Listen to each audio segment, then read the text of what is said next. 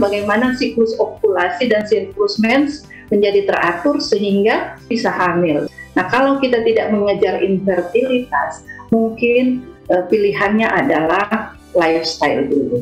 Ya, kalau kita mengejar infertilitas, berarti kita ke arah intervensi medis bila lifestyle-nya kurang ada perubahan. Metabolisme yang baik menyebabkan kiste-kiste pada ovarium atau indung telur itu tidak akan terjadi.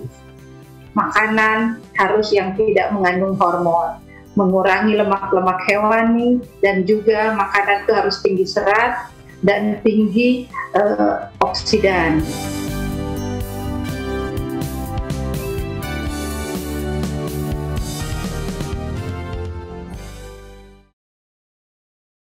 Hai Kak Deto. Ellen, apa kabar Len? Baik, Aduh. tapi ada kendala dikit sih Kak. Nah, ini gimana? Baik tapi ada kendala dikit. Gimana Tapi Kak kabar? Deto gimana dulu nih kabarnya? Wah, Sehat selama pandemi ini puji Tuhan sih fine-fine aja. Fine aja ya. Kalau Ellen kenapa? Baik kok ada kendala dikit. Gimana nih? Iya, kalau dari sini sih kelihatan baik sih Kak, tapi pas pandemi tuh aku kayak ada mengalami gejala dikit deh Kak. Karena aku tahu nih, aku mau Gejala nanya nih sama apa? Kak Deto. Karena aku tahu kan Kak Deto bergerak di bidang kesehatan nih. Ya, bisa lah tahu-tahu dikit Tahu-tahu lah. dikit ya, Gimana, mau nanya. Jadi selama pandemi itu aku mengalami gangguan menstruasi nih Kak. Wah, aku pikir gangguan jiwa atau Enggak gangguan dong. gangguan menstruasi. Iya. Kenapa? Aku nggak tahu nih Kak kenapa. Kalau tahu kan nggak mungkin ditanya. Iya, maksudnya gangguannya seperti apa sih yang Ellen rasakan? Jadi aku tuh udah nggak menstruasi 3 bulan Kak. Terus moodku itu kadang naik turun. Nah aku tanya nih sama Kak Deto, itu kenapa kira-kira? Oh, pantesan kamu kemarin marah-marah ya, Ellen. Mungkin ada pengaruh juga kali. Oh kemarin kita ketemu ya? Iya dong, yang kemarin itu. Oh kemarin ketemu ya? Iya. Okay. Jadi menurut Kak Deto kenapa nih? Nah, mungkin bisa saja itu berdasarkan pengetahuan aku ya. Mungkin saja ya karena ada gangguan hormon ataupun nah biasa ada disebut dengan PCOS. Siapa tahu itu salah satu tanda dan gejala dari penyakit PCOS itu. Baru dengar nih Kak aku PCOS. Nah, baru dengar kan? Aku juga nggak terlalu memahami secara spesifik nih soal, apalagi kan ini penyakit kewanitaan. Tapi aku ada teman dokter nih. Teman dokter ini adalah Dr. Selvi Tiko Alu, spesialis obstetri dan ginekologi dari Rumah Sakit Advent Bandung. Wah, penasaran banget nih Kak aku. Nah, nanti kita akan tanya-tanya aja sama dokter. Jadi Ellen bisa tanya langsung ke dokter spesialisnya nih, Ellen. Ya. Karena aku juga punya cerita nih Kak, teman-teman aku yang menstruasi ada gejalanya. Ada yang nyerinya sampai sakit banget kayak gitu. Jadi penasaran nih mau nanya sama dokter Selvi. Wah, ini berarti tepat banget nih. Aku juga kan, selama aku dari lahir sampai sekarang, aku nggak pernah menstruasi loh. Beda jenis Kak? Oh beda ya? Beda jenis Oke. Untuk itu nanti kita akan tanya semuanya ini mengenai menstruasi ini, gangguan menstruasi atau PCOS ini dengan Dr. Selvi Tiko Alu SPOG dalam acara Total Health. Hidup sehat, pilihan Anda.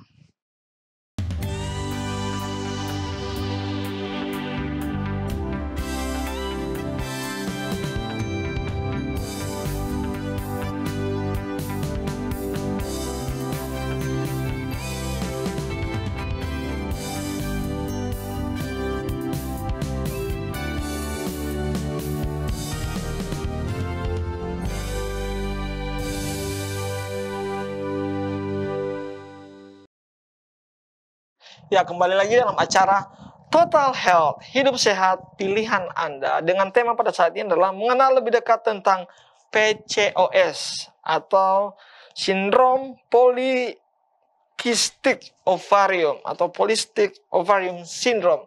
Bersama dengan narasumber kita yaitu Dr. Selvi Tiko Alu SPOG, spesialis obstetrik dan ginekologi atau kebidanan dan kandungan. Nah, jadi ini nih Lan, ini kesempatan kamu bisa tanya lebih jauh lagi tentang keluhan-keluhan, siapa tahu itu termasuk di dalam penyakit PCOS ini, Lan. Oke. Jadi kita langsung tanya aja kali ini ya Kak. Langsung tanya Lan. Jadi dok, sebenarnya itu PCOS itu apa sih dok? Dan biasanya penyakit ini siapa saja yang terkena penyakit ini maksudnya? Terima kasih. Pertanyaannya bagus, dan PCOS itu adalah singkatan dari Polycystic Ovarium Syndrome.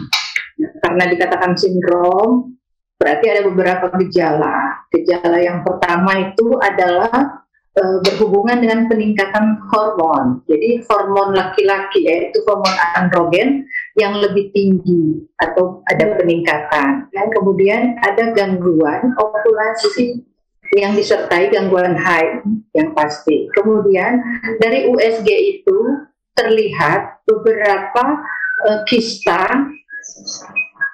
di indung telur, beberapa kista di indung telur itu atau di ovarium itu banyak kista-kista yang berisi air. Jadi sel telur itu kadar airnya lebih tinggi, jadi membentuk rongga-rongga yang berisi air. Ya, dan usia yang paling sering yang pasti usia produktif, usia subur karena berhubungan dengan siklus haid, ya, berhubungan dengan proses ovulasi. Biasanya pada usia 14 sampai 50 tahun. Tapi yang banyak gejala atau keluhan yang menonjol itu di usia 20 sampai 30 tahun. Karena di usia ini membutuhkan konsultasi tentang kesuburan, ya. Mungkin itu. Terima kasih. Nah, seperti itu kan, Len. Udah. Ellen sekarang usianya berapa, Len? 24, Kak. Ya, jadi benar ya, dia masuk di range itu kan. Range 14 sampai 50 tahun ya. Rentan untuk penyakit ini. Nah, mungkin Ellen ingin bertanya juga, atau ada teman-teman yang lain ingin bertanya. Biasanya, Dok, ini dapat terdeteksi udah mulai dari usia berapa, Dok? Dan bagaimana cara kita mendeteksi akan hal ini, Dok? Ya, terima kasih. Jadi sejak usia menstruasi pertama atau disebut menarche, karena sejak itu sudah ada proses ovulasi dan proses menstruasi. Ya, nah yang paling utama bagi kami untuk diagnostiknya, ya, ada gejala-gejala peningkatan hormon androgen itu jerawat lebih banyak, kemudian tumbuh rambut yang sebelumnya nggak ada, rambut di dada, di punggung, di wajah, ya seperti kelaki-lakian. Kemudian dari USG itu ada kiste-kiste pada indung telurnya dan ada gangguan siklus menstruasi. Jadi pada usia mulai menarche, ya. Terima kasih, Deto. Oke, wah terima kasih, Dok. Ini sudah menjawab, Dok. Mungkin teman-teman punya pertanyaan. Gimana, Len? Ada pertanyaan lagi? Iya nih, Dok. Kan PCOS kan itu berkaitan erat dengan menstruasi nih ya kan, Dok. Jadi bagaimana sebenarnya siklus menstruasi itu yang normalnya itu gimana sih, Dok? Siklusnya yang sebenarnya? Ya. Terima kasih, Ellen. Nah, siklus haid itu yang normalnya itu setiap bulan. Nah, kalau setiap bulan berarti antara 28 sampai 30 hari, bisa juga sampai 35 hari. Tapi kalau pada PCOS itu kadang tidak tiap bulan, misalnya 2 bulan sekali sampai 3 bulan, dan lamanya itu lebih dekat. Ada hanya 20 hari, 18 hari, jadi rata-rata 2 sampai 3 minggu dia sudah haid lagi. Ya, itu yang dikatakan sudah ke arah sindroma ovarium polikistik. Oh, jadi itu udah termasuk gejalanya juga ya, Dok? Gejala dari PCOS-nya ya? Ya, jadi siklus haid yang normal kan setiap bulan ada haid, kemudian dia biasanya 28 hari, 30 hari, ya, paling maksimal itu 35 hari. Tapi kalau gejala PCOS itu dia kadang tidak haid, 3 bulan sekali, 2 bulan sekali. Kemudian kalau siklus haid berikutnya itu masih 3 minggu sudah haid lagi. Masih 20 hari, 18 hari sudah haid lagi. Itu sudah ke arah PCOS. Wah. Berarti sama gitu ya, Pak? Iya. Kayak yang saya alami juga ya berarti. Nah, jadi Ellen ini, Dok, katanya dia pernah, ini kisah nyata loh ya, terus story bahwa Ellen pernah hampir 3 bulan ya, 3 bulan tidak datang haid gitu. Tidak datang haid. Nah, apakah ini juga mungkin ada gejala-gejala yang lain juga, Dok, yang menunjukkan akan PCOS? Iya, jadi PCOS ini ada berhubungan dengan yang peningkatan hormon androgen, kemudian juga peningkatan berat badan, ya, iya kan?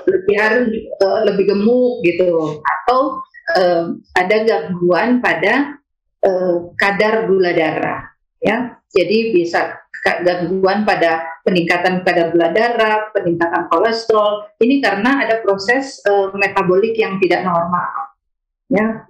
Jadi gejala-gejala itu yang kita juga harus mencari pada waktu mendiagnostik.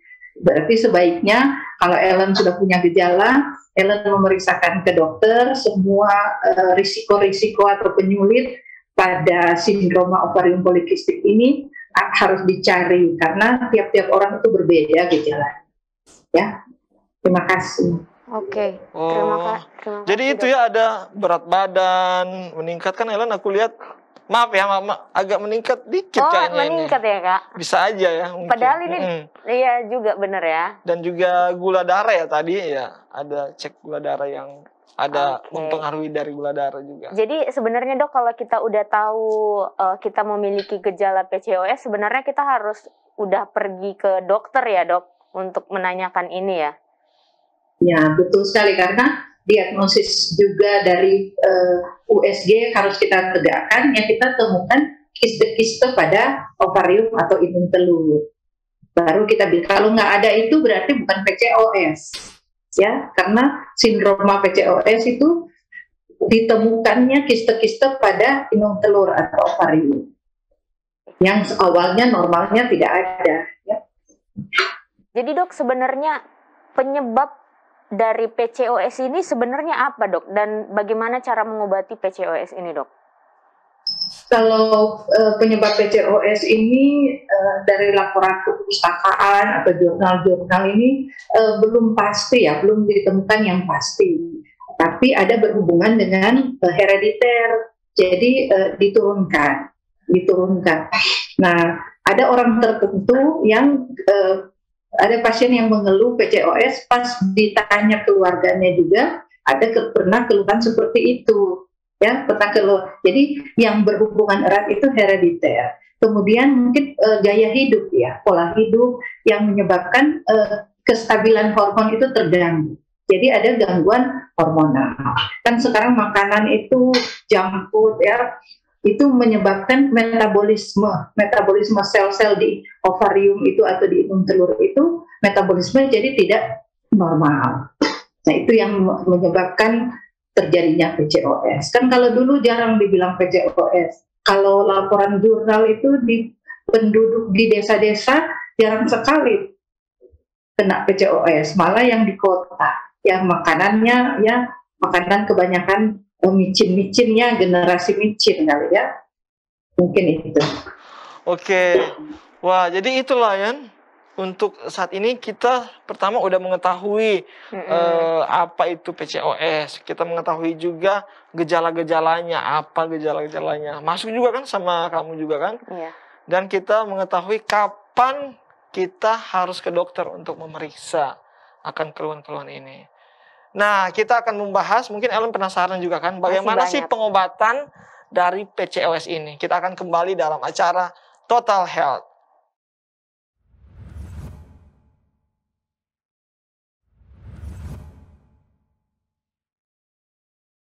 Kita kembali lagi di Total Health, hidup sehat, pilihan Anda. Ditemani dengan Dr. Selvi Tikwalu dengan topik mengenal lebih dekat tentang PCOS. Nah, tadi kita sudah membahas penyebab dari PCOS. Nah, sekarang kita ingin tanya lagi nih ke Dr. Selvi, gimana pengobatan yang tepat untuk PCOS ini, dan ada pertanyaannya lagi, kekhawatiran banyak orang, apakah orang yang didiagnosa PCOS dapat hamil? Mungkin dokter bisa menjelaskan. Ya, jadi yang pertama itu pengobatan. Berarti karena ini ada satu sindrom, kumpulan gejala dari peningkatan hormon androgen, berarti kita mengurangi hormon androgen ini supaya tidak meningkat. Jadi kita memberi pengobatan hormonal, ya. Kemudian yang kedua, siklus haid terganggu, siklus ovulasi terganggu. Jadi kita stabilkan siklus dengan biasanya kami memberikan seperti pil kontrasepsi yang efeknya menstabilkan hormon. Ya, yang ketiga karena ada kiste-kiste di imun telur, berarti kita juga kalau itu sudah sangat mengganggu, ya, dan ada keinginan dari pasien ini untuk proses kehamilan, karena ini sangat berhubungan dengan infertilitas kan. Jadi karena ovulasinya ini tidak baik, tidak sesuai jadwal, jadi tidak bisa kita menentukan kapan dia subur. Jadi kita mengadakan operasi. Nah, kiste-kiste ini kita keluarkan atau kita drilling artinya kita pecahkan, ya, supaya tidak ada kiste-kiste yang mengganggu akan pengeluaran sel telur ini, sehingga kesuburan itu bisa diperbaiki lagi dan siklus yang teratur dari menstruasi dan siklus ovulasi bisa terjadi. Itu untuk pengobatannya. Yang pasti yang bagian dari kita pasien atau kita semua itu adalah gaya hidup sehat. Kita harus mempunyai tubuh yang fit. Walaupun kita usia ya sudah 50-an, 40-an, tetapi bisa usia metabolik kita lebih rendah karena metabolisme kita itu lebih baik, ya, lebih lancar, lebih teratur. Jadi fit itu yang paling penting. Olahraga, makanan yang sehat, yang bergizi, yang seimbang, banyak serat-seratnya, mengandung mineral, karbohidrat yang cukup, jangan berlebihan, lemak yang cukup, ya, tidak ada lemak juga tidak baik, ya, lemak cukup tapi harus lemak yang tidak menyebabkan kolesterol HDL meningkat, ya, HDL yang meningkat yang baik, kalau LDL yang harus yang rendah, ya. Jadi makanan-makanan juga kita harus memilih dan minum air, kena matahari, itulah semua new start atau pola hidup sehat yang kita bisa lakukan selain daripada intervensi dari medis. Wow, oke. Jadi tetap pola hidup sehat juga sangat membantu ya. Sangat membantu untuk menyembuhkan. Untuk menyembuhkan akan PCOS ini, salah satu pengobatan alami. Nah, bagaimana dok dengan kekhawatiran banyak orang juga nih? Apakah orang yang didiagnosa PCOS ini masih bisa untuk mendapatkan keturunan atau bisa hamil nggak dok? Jadi Ellen udah khawatir juga nih dok. Iya, Ellen umur 20-an ya, jadi khawatir. Ya, 5-10% penderita PCOS itu ditemukan hamil. Ya, jadi berarti pasien-pasien PCOS bisa hamil juga. Itulah sebabnya kalau gaya hidup, metabolisme tubuh kita perbaiki, ya diharapkan proses ovulasi itu juga akan berjalan dengan baik. Walaupun ada kiste-kiste di imun telur atau di ovarium itu, tapi sel telur itu bisa keluar. Ya, sel telur yang baik yang bisa dibuahi itu bisa keluar, bisa terjadi ovulasi yang sesuai jadwal, ya. Jadi kita bisa tentukan masa suburnya kapan, ya, masa tidak suburnya kapan. Nanti kalau kita nggak tahu kapan kita mengadakan hubungan suami istri, kita nggak tahu kapan subur. Pada waktu tidak subur kita lakukan, pada waktu subur kita tidak lakukan. Nah, itulah sebabnya bagaimana siklus ovulasi dan siklus mens menjadi teratur sehingga ibu ini bisa hamil. Dan 5-10% kasus dengan polycystic ovarium syndrome itu terdapat kehamilan, berarti bisa hamil. Jadi nggak usah sedih, Ellen. Ya. Wah, oke. Terima kasih dok. Jadi gitu loh, kan? Nggak usah sedih, tetap masih ada, masih bisa berpeluang. Masih mungkin ya. Kalau Tuhan kehendaki juga ya. Iya. Dan dengan pola hidup sehat tentunya. Iya, benar sekali. Jadi semuanya kembali ke hidup sehat. Hidup sehat makanan. Dulu sama. Ya, benar-benar. Nah, ini mau nanya lagi nih, Dok. Apakah PCOS itu dapat disembuhkan, Dok? Oh ya, terima kasih, Lan. Yang pasti iya. PCOS itu kan hanya peningkatan hormon androgen yang meningkat, kemudian gangguan siklus haid karena hormon ini tidak stabil, kemudian terdapat kiste-kiste. Kalau kita obatin, jadi hormon androgen itu kita turunin, dengan pasti kalau sudah stabil hormonnya, itu akan terjadi ovulasi dan siklus mens yang teratur. Nah, kiste-kiste yang ada di ovarium itu kita bisa konservatif dulu, artinya belum tindakan operatif, kita evaluasi. Kemudian kalau memang sudah evaluasi beberapa siklus, beberapa bulan itu tidak ada perbaikan, kita lakukan tindakan operasi. Berarti dengan semua intervensi medis ini diharapkan penderita PCOS akan baik. Dan kalau hamil itu berarti awal dari penyembuhan. Gitu. Dok, saya ingin bertanya. Jadi untuk menyembuhkan, apakah memang harus lewat medis? Kalau misalnya dengan natural healing atau dengan gaya hidup sehat aja, apakah bisa membantu penyembuhan secara total atau memang harus kayak operasi atau tindakan medis yang lain? Gimana menurut dokter? Ya, untuk pertanyaan Deto itu bagus sekali. Pengalaman klinik, pengalaman kami di lapangan itu kalau saya sih lebih senang natural healing dulu, ya, sebelum kita intervensi. Tapi memang kita harus melihat waktu. Kalau ini mengejar infertilnya, ya, kalau sudah usia 30 kan kita harus kejar untuk cepat hamil. Jadi intervensi itu lebih cepat lagi kita ambil. Tapi kalau masih gadis, masih usia di bawah 20 tahun, yang belum menikah, itu intervensinya kita minimkan. Jadi kita pakai herbal atau kita gaya hidup. Kita mengintrospeksi makanan apa yang kita sukai. Kemudian waktu tidur kita introspeksi juga, karena dengan kita makan yang tidak sehat, itu proses oksidatif di tubuh kita itu berjalan. Nah, kita harus pakai antioksidan. Antioksidan itu kan dari sayur, buah. Kemudian tidur yang cukup. Tidur itu harus di malam hari. Anak-anak sekarang kan tidurnya siang hari, bangunnya malam hari. Nah, itu anak milenial yang generasi micin gitu. Siang makan bakso, malam seblak, gitu-gitu. Ayam geprek, nah tidur malam gitu. Nah, ini pola-pola hidup yang menyebabkan metabolisme tubuhnya nggak bagus. Nah, kalau kita tidak mengejar infertilitas, mungkin pilihannya adalah lifestyle dulu. Ya, kalau kita mengejar infertilitas, berarti kita ke arah intervensi medis bila lifestyle-nya kurang ada perubahan. Mungkin itu, Deto. Oke, terima kasih sekali ya, Dok. Oh, jadi itu ya tergantung mengejar apanya dulu ini target kita ya, kan? Kalau memang untuk mengejar infertilitas, ya bisa mungkin langsung intervensi medis. Tapi kalau masih Ellen seperti ini, masih muda, masih produktif, mungkin gaya hidup aja dulu lah. Dirubah dulu ya. Iya. Oke. Benar banget. Ellen gaya hidup dulu lah, kalau gemuk juga kan? Iya, Ellen. Nantilah untuk gaya hidup bagaimana kita akan tanyakan lebih jelas lagi dengan dokter di segmen berikutnya. Segmen berikut kita akan tanya nih, Dok. Jadi mungkin apakah ada komplikasi dan juga bagaimana supaya terhindar dari PCOS. Tetap bersama kami dalam acara Total Health.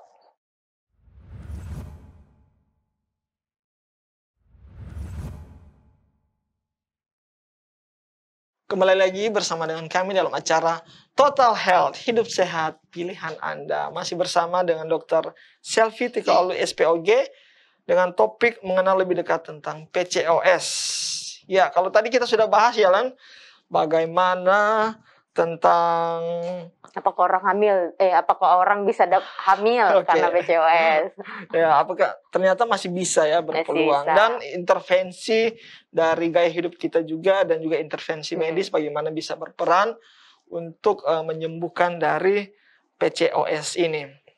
Nah, Ellen ada pertanyaan lagi nggak mengenai PCOS ini? Ada dong, Kak, tentunya. Ya, Nah, silakan, mumpung ini ada dokter spesialisnya loh. Iya. Ini mau nanya nih, Dok, PCOS, apakah ada komplikasi dari PCOS ini, Dok? Terima kasih, Lan. Yang pasti kan ini adalah gangguan metabolik. Berarti bisa juga menyebabkan peningkatan gula darah. peningkatan kolesterol. Nah, ujung-ujungnya berarti kalau kita tidak obatin, kita tidak intervensi dari gaya hidup, dari yang kita bisa koreksi, itu dengan kebiasaan-kebiasaan kita yang tidak sehat, nah itu bisa menyebabkan diabetes mellitus tipe 2. Kemudian dengan tingginya kolesterol yang menetap, kolesterol yang baik rendah, itu LDL yang kolesterol tidak baik, itu meningkat, dan HDL-nya rendah, nah itu mengarah ke gangguan pada jantung, pembuluh darah, jadi bisa menyebabkan penyakit jantung, penyakit metabolik diabetes, ujung-ujungnya ginjal kena, liver kena. Nah ini menjadi gangguan metabolisme yang sistemik. Nah ini yang kita takuti, ya. Dan infertil nanti kita tidak intervensi sampai usia sudah tidak ada ovum atau sel telur yang baik lagi, ya sudah usia 40-an, kemungkinan hamil itu sudah kecil sekali. Jadi lebih baik untuk pasien-pasien atau kita yang sudah merasakan gejala adanya sindroma dari ovarium polikistik ini segera memeriksakan diri supaya kita bisa intervensi apa yang harus kita intervensi. Jadi pemeriksaan lab, pemeriksaan USG, nah itu semua untuk mencegah penyakit metabolik yang mengganggu organ-organ kita, jantung, liver, ginjal, ya. Mungkin itu. Terima kasih. Terima kasih, Dok. Jadi cukup berbahaya juga ya, Kak, kalau misalnya ya udah sampai kena kolesterol, jantung, diabetes gitu. Nah, jadi Dok, kalau kita udah terkena PCOS nih, atau kita sudah tahu tentang PCOS, jadi apa yang harus kita lakukan untuk terhindar dari PCOS ini, Dok?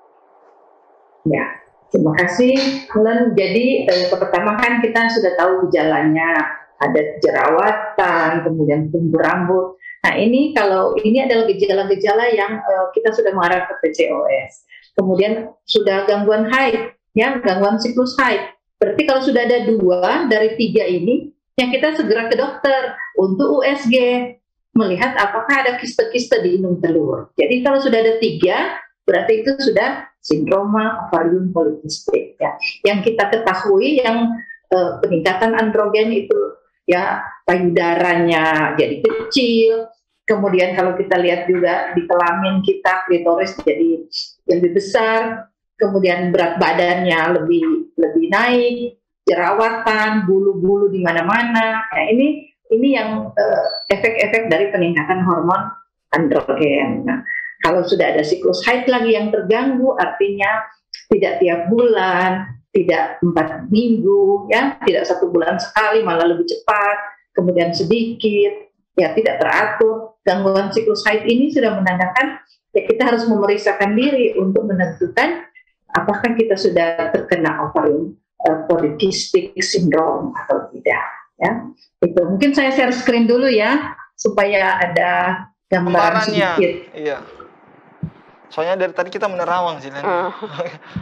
Oh iya, supaya Ellen juga bisa mengenal lebih dekat atau lebih tahu. Soalnya saya baca juga ini, Dok, ternyata penyakit PCOS ini seperti data yang didapati populasi di Amerika itu sekitar 4-11% diketahui terkena akan PCOS ini. Saya belum tahu juga, mungkin di Indonesia, mungkin dokter juga ada data berapa persen orang Indonesia yang terkena atau rentan dengan PCOS ini.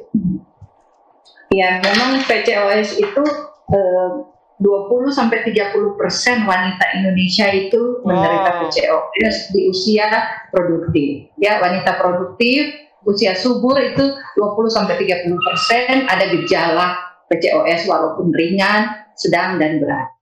Nah, ini USG dari ovarium polikistik ovarium, ya. Nah ini indung telur. Nanti kalau kita USG kita lihat ini kiste-kiste ini ya ada. Nah ini yang disebut polikistik ovari. Jadi kalau belum USG kita belum bisa mendiagnosis apakah dia kena ovarium polikistik. Ya harus ada USG-nya selain gejala peningkatan androgen dan juga gangguan siklus haid. Nah ini Ini gambaran dari indung telur yang sudah ada kiste-kiste kecil. Nah, ini banyak, biasanya lebih dari 10 satu indung telur, ya. Ini yang disebut ovarium polikistik. Kemudian gejalanya ini, ya, berat badan gampang naik, ya, susah hamil karena siklus haidnya nggak teratur.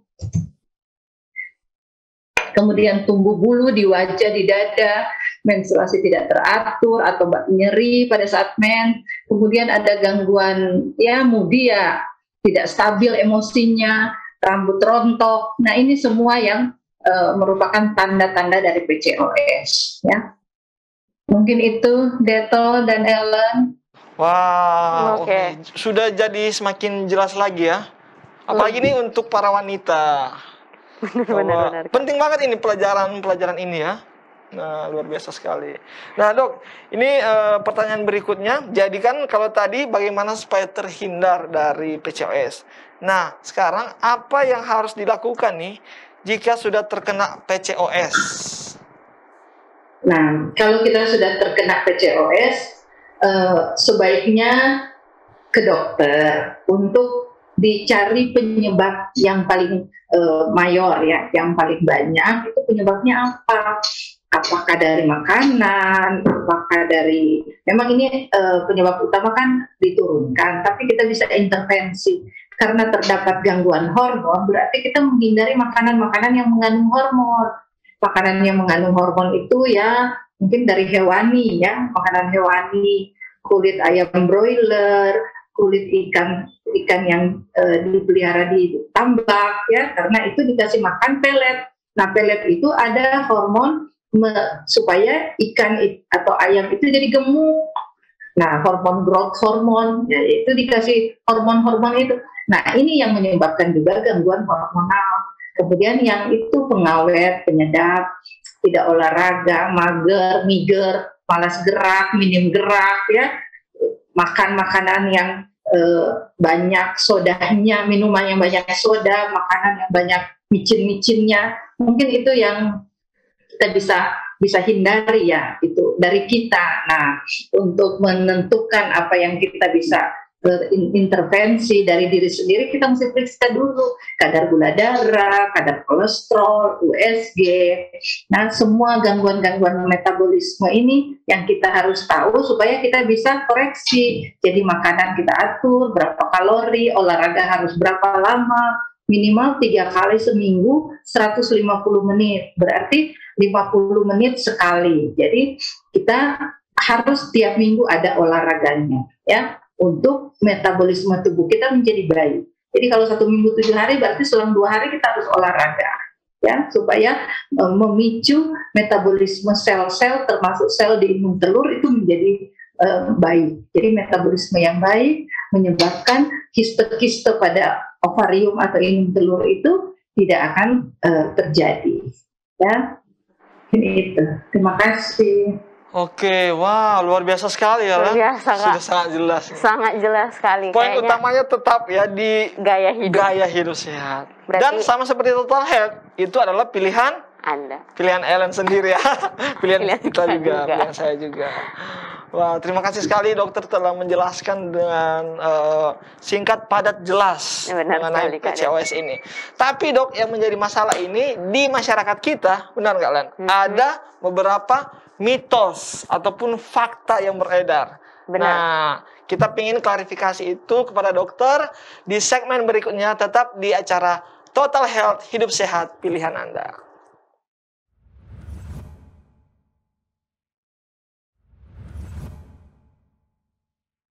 Kita kembali di Total Health, Hidup Sehat Pilihan Anda dengan topik mengenal lebih dekat tentang PCOS dengan narasumber Dr. Selvi Tikwalu. Dan saat ini Kak Deto, kita kembali membahas tentang mitos atau fakta. Iya, benar banget ini. Karena kebanyakan kita kan cara komunikasi kita sering lewat aplikasi WA gitu. WA keluarga yang banyak sekali terseludup akan beberapa mitos atau fakta ini kita nggak tahu nih, apalagi soal PCOS ini. Nah, untuk itu kita minta dokter untuk mengklarifikasikan beberapa keterangan ini. Apakah ini mitos atau fakta? Yang pertama nih dok, mitos atau fakta, PCOS selalu ditandai dengan siklus menstruasi yang tidak teratur. Fakta. Oke, fakta. Mungkin bisa ya karena jelaskan. Ya, boleh dijelaskan sedikit ya? Ya, silakan. Sedikit aja. Ya, karena itu ada gangguan dari ovulasi, sistem ovulasi, siklus ovulasi dan siklus haid. Ya, pada umumnya itu adalah fakta. Oke, kita masuk di kedua. Mitos atau fakta, wanita dengan obesitas beresiko PCOS. Fakta. Oh, fakta. Oke. Kenapa dok? Gimana? Ya karena itu berarti ada gangguan metabolisme, ya gangguan metabolisme yang bisa meningkatkan hormon-hormon yang menyebabkan pertambahan berat badan, ya ke arah diabetes juga bisa. Oke. Tapi maksudnya dok, tidak selamanya wanita yang obesitas itu terkena PCOS juga kan ya dok? Ya, tidak selamanya wanita obesitas PCOS. Dan ada juga PCOS pada yang berat badan ideal. Oh, oke. Oke. Tapi kalau faktanya ke arah obesitas. Oke, yang berikutnya nih dok. Mitos atau fakta? Jika menurunkan berat badan, bisa sembuh dari PCOS. Mitos lah, ya. Karena ada juga yang tidak tergantung berat badan. Ya. Berbeda. Yang pasti gangguan siklus haid ini yang menyebabkan perbaikan kalau dia mempunyai PCOS, ya. Kalau berat badan tidak terlalu, ya. Kalau saya masih mitos. Oh iya, jadi itu bisa terkena ke semua, bukan berarti kita menurunkan berat badan juga dan sudah kena PCOS, ternyata kena. Bisa juga ya. Benar. Yang berikut Lan. Oke, yang berikut. Mitos atau fakta, PCOS adalah penyebab utama infertilitas pada wanita. Mitos. Ini hanya salah satu faktor, tetapi penyebabnya banyak. Ya, bukan hanya, jangan cuma wanita, infertilitas itu kan pria juga ya. Spermanya harus bagus, ya. Jadi ini salah satunya bagi wanita adalah menyebabkan infertilitas, tapi bukan yang utama. Ya, bukan semua PCOS juga bisa hamil kan, jadi tidak semua. Ini hanya salah satu, bukan yang utama, ya. Oke. Baik dok. Nah dok, tadi ini kan salah satu. Mungkin dokter bisa singgung sedikit. Ada hal-hal yang lain yang bisa menyebabkan infertilitas juga pada wanita. Nah, ya. Seperti pada wanita yang bisa menyebabkan infertilitas. Apabila walaupun siklus haid normal, apabila sel telur ini sudah dikeluarkan yang baik, tapi salurannya tertutup, ada obstruksi di saluran untuk sel telur ini bertemu dengan sel sperma. Itu yang paling sering itu biasanya karena infeksi. Jadi ada sel telur yang baik, ada siklus haid yang normal, siklus ovulasi yang normal, tapi tidak bisa hamil karena ada obstruksi di saluran indung telur, namanya tuba Fallopi. Nah, dan juga dari suami, dari laki-laki, spermanya kualitasnya tidak baik. Ya, mungkin itu yang paling utama sih. Oh, oke. Baik, terima kasih dok untuk klarifikasinya. Yang berikut adalah mitos atau fakta. Mengobati PCOS secepatnya dapat mencegah resiko kesehatan yang lebih serius. Fakta. Jadi tidak berlanjut ke diabetes, tidak berlanjut ke gangguan jantung, ya, tidak berlanjut ke penyakit metabolik yang lebih berat lagi. Fakta. Oke, wah. Jadi itu ya, dokter telah mengklarifikasi ada 5 statement mengenai mitos atau fakta. Dan akhirnya kita juga telah mendapat banyak pengetahuan ini. Meskipun saya seorang laki-laki dan terlebih khusus juga untuk Ellen menambah pengetahuan kan Ellen? apa tentang itu PCOS. Nah sekarang ini Kak Ded, karena kita sudah masuk di segmen akhir dan kita ingin mendengar kesimpulan dari Dokter Selvi mengenai tentang PCOS ini. Mungkin dokter bisa memberikan kesimpulan dan juga saran untuk saya, Kak Deto, dan juga untuk pemirsa yang menyaksikan tayangan ini. Terima kasih Len. Saran, kenalilah PCOS secara dini, yaitu adanya gangguan siklus haid, adanya pertumbuhan rambut di dada, di wajah, di punggung yang berlebihan, kemudian jerawatnya, ini menandakan gejala dari polycystic ovarian syndrome. Untuk menentukan apakah ini berasal dari gangguan pada inum telur atau ovarium, jadi kita melakukan USG. USG itu untuk melihat adakah kiste-kiste kecil ya yang terdapat pada inum telur atau ovarium. Apabila sudah kita berobat ke dokter dan didiagnosis dengan PCOS, ya kita merubah gaya hidup. Kita melihat apa gaya hidup kita yang tidak baik, pola hidup kita yang tidak normal, yang tidak sehat, itu kita koreksi. Yang pasti makanan harus yang tidak mengandung hormon, mengurangi lemak-lemak hewani, dan juga makanan itu harus tinggi serat dan tinggi oksidan, ya, sehingga tinggi reaksi oksidatif itu kita bisa antisipasi dengan antioksidan yang dari makanan, sehingga metabolisme tubuh kita termasuk metabolisme sel-sel pada inum telur tidak dapat menyebabkan kiste-kiste itu bertumbuh, sehingga sindroma ovarium polikistik tidak akan terjadi pada kita. Jadi kenalilah dan berobatlah, dan pola hidup sehat yang harus kita lakukan. Terima kasih Len. Oke, terima kasih banyak Dok. Wah, luar biasa. Bagaimana perasaan Ellen telah berdiskusi dengan dokter, tanya jawab mengenai keluhan dan seputar PCOS ini, Lan? Pastinya terjawab lah Kak, dan ada keinginan untuk merubah gaya hidup lah. Ternyata mungkin gaya hidup karena pandemi kali ya, jadi pada rebahan terus. Rebahan, terus makanan mungkin. Makanan, GoFood terus, pesan-pesan online maksudnya, kayak gitu kan. Terus jadi, kurang gerak. Kurang gerak juga. Ternyata mempengaruhi. Stres juga. Ya, benar sekali Kak Det.